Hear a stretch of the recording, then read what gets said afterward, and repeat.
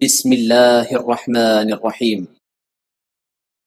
السلام علیکم ورحمۃ اللہ وبرکاتہ۔ الحمد للہ وکفا وسلام علی عباده الذین اصطفى اما بعد۔ حاضرین و ناظرین، یہ درس نمبر 1937 ہے اور آج سورۃ الاحقاف کی 2 آیتوں کی تلاوت اور تشریح کی جائے گی،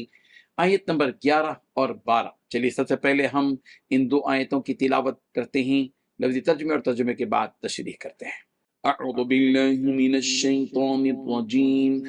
بسم اللہ الرحمن الرحیم۔ وقال الذين كفروا للذين آمنوا لو كان خيرا ما سبقونا إليه وإذ لم يهتدوا به فسيقولون هذا إفك قديم ومن قبله كتاب موسى إماما ورحمة وهذا كتاب مصدق لسانا عربيا لينذر الذين ظلموا وبشرى للمحسنين صدق اللہ العظیم۔ لفظی ترجمہ یوں ہے، وقال الذین، اور کہا ان لوگوں نے جنہوں نے کفروا کفر کیا، للذین ان لوگوں سے جو آمنوا ایمان لائے، لو کان اگر ہوتا وہ خیرن بہتر، ما سبقونا وہ پہل نہ کرتے ہم سے الیہ اس کی طرف،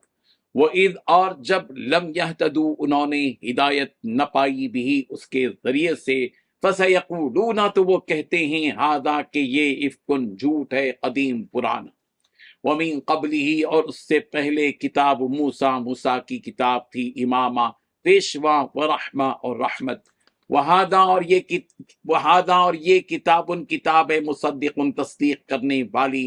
لسانا عربیہ عربی زبان میں، لینذرا تاکہ وہ ڈرائے، الذین ان لوگوں کو جنہوں نے ظلموا ظلم کیا، وبشرا اور خوشخبری ہے، للمحسنین نیکی کرنے والوں کے لیے۔ ترجمہ یوں ہے، اور جن لوگوں نے کفر اپنا لیا ہے وہ ایمان لانے والوں کے بارے میں یوں کہتے ہیں کہ اگر یہ ایمان لانا کوئی اچھی بات ہوتی تو یہ لوگ اس بارے میں ہم سے سبقت نہ لے جا سکتے،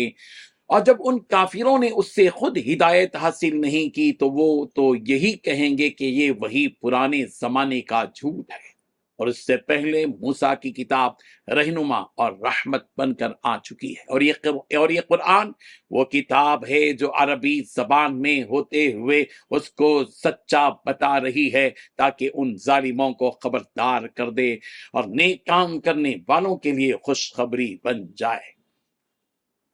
ان 2 آیتوں میں 6 باتیں بیان کی گئی ہیں۔ پہلی بات، جن لوگوں نے کفر اپنا لیا ہے وہ ایمان لانے والوں کے بارے میں یہ کہتے ہیں کہ اگر یہ ایمان لانا کوئی اچھی بات ہوتی تو یہ لوگ ہم سے سبقت نہ لے جاتے۔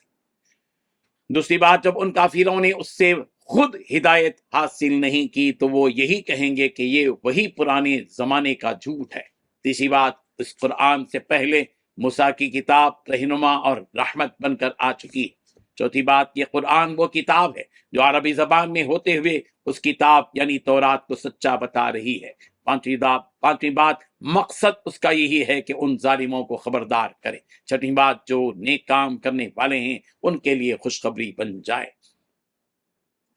بزرگان محترم، ان آیتوں میں کفار و مشرکین کی ایک اور حالت بیان کی جا رہی ہے کہ ان کفار و مشرکین نے ایمان والوں سے کہا کہ اگر یہ دین اسلام کوئی بھلائی کی اور خیر کی چیز ہوتی تو اسے سب سے پہلے ہم اختیار کرتے، کیونکہ ہم لوگ رتبے میں، شان و شوکت میں، رعب اور دبدبے میں تم سے کہیں زیادہ ہیں، اور اللہ نے ہمیں مالداری بھی عطا کی ہے جبکہ تم کمزور، بے بس، فقیر اور مسکین قسم کے لوگ ہو، تو یہ کیسے ہو سکتا ہے کہ ساری دنیا کی بھلائی تو ہمارے حصے میں آئی اور آخرت کی بھلائی تمہارے حصے میں؟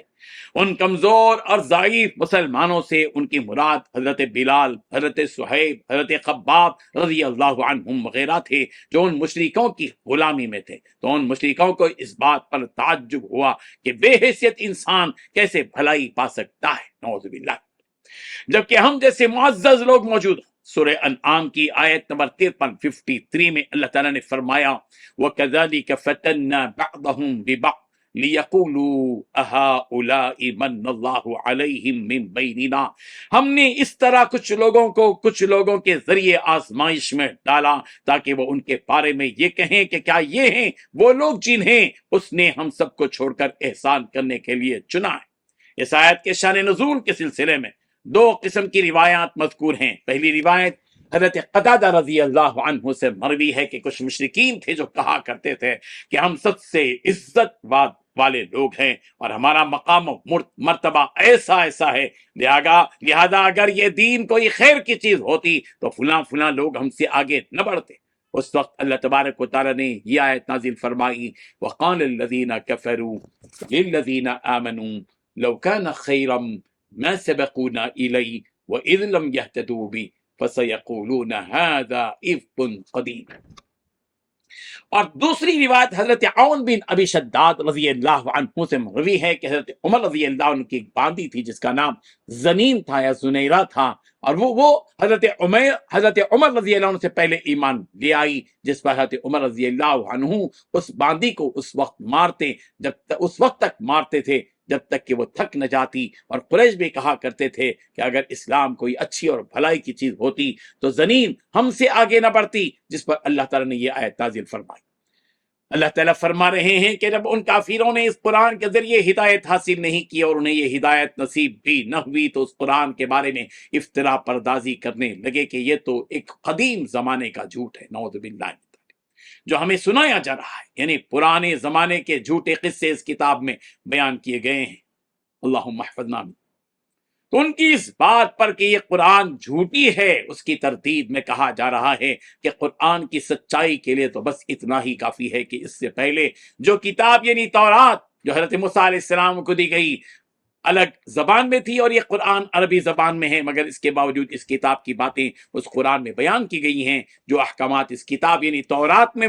تھے اس میں بھی وہی احکامات بیان کیے گئے۔ اگر بالفرض یہ قرآن سچا نہ ہوتا تو تورات میں اور اس کتاب میں کوئی موافقت نہ ہوتی، جبکہ تم دیکھتے ہو کہ قرآن کے احکامات اور تورات کے احکامات میں کوئی زیادہ فرق نہیں ہے۔ اور جس طرح وہ کتاب بنی اسرائیل کے لیے رحمت کا سبب بن کر آئی، اسی طرح یہ قرآن بھی اس امت کے لیے رحمت کا ذریعہ ہے۔ اسی طرح یہ قرآن اس کتاب تورات کی تصدیق کرتی ہے۔ اس کتاب یعنی قرآن کو بھیجنے کا مقصد یہ ہے کہ ان ظالم لوگوں کو جو اللہ کی نافرمانی کرتے ہیں قیامت کے عذاب سے ڈرائے تاکہ وہ سیدھے راستے پر آ جائیں، اور جو اس کتاب کی پیروی کرتے ہوئے اللہ کے فرما بردار بندے بن گئے انہیں جنت اور اس کی نعمتوں کی خوشخبری سنائے۔ اللہ ہمیں بھی ان محسنین یعنی نیک اعمال کرنے والوں میں شامل فرمائے۔ وآخر دعوانا ان الحمد للہ رب العالمین۔